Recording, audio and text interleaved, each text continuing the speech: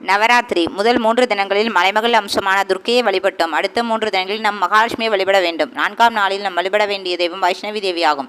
வைஷ்ணவி என்பவள் விஷ்ணுவின் சக்தி ஆவாள். திருமாலை போலவே நீல நிற திருமேனியும் கரிய கூந்தலையும் உடையவள். தன்னுடைய 2 கரங்களிலும் சங்கு சக்கரம் ஏந்தியவள். கருடனை வாகனமாக கொண்டவள். தேவி அசுரர்களை சம்ஹாரம் செய்ய புறப்பட்ட போதும் மூர்த்திகளும் மற்ற தேவர்களும் தங்களுடைய சக்தியை அம்பிகைக்கு அளித்தனர். அப்படி விஷ்ணுவின் சக்தியை பெற்ற தேவியே வைஷ்ணவி தேவி ஆவாள். அவளை வழிபட்டால் நமக்கு வேண்டிய செல்வங்கள் அனைத்தையும் அவளே நமக்கு தந்தருள்வாள் என்பது ஐதீகமாகும். அம்பிகையை பாடி நம் அழைத்து வணங்கி தொழுதிடுவோம் அன்பர்களே. 8 வகை லட்சுமியால் ஏராளமான செல்வம் கொட்டு வகை நானறிந்தேன் கொலமையிலானவளே வெற்றியோடு நான் வாழ வேணும் ஆதிலட்சுமியே வட்டமலர் மீதிருந்து வருவாய் இது சமயம். அஷ்டலட்சுமி தேவிகளையும் அன்போடு நம் வரவேற்று இன்று வணங்கி நம் வீட்டிற்கு வரும் சிறியவர்களுக்கும் பெரியவர்களுக்கும் பிரசாதமாக கதம்ப சாதமும் சுண்டல் நைவேத்தியங்களும் கொடுத்து நம் வணங்கி வழிபடுவோம் அன்பர்களே. இந்த வீடியோ உங்களுக்கு பிடிச்சிருந்தா லைக் பண்ணுங்கள், ஷேர் பண்ணுங்கள், சப்ஸ்கிரைப் பண்ணுங்கள். Bye bye from Shakti Siva.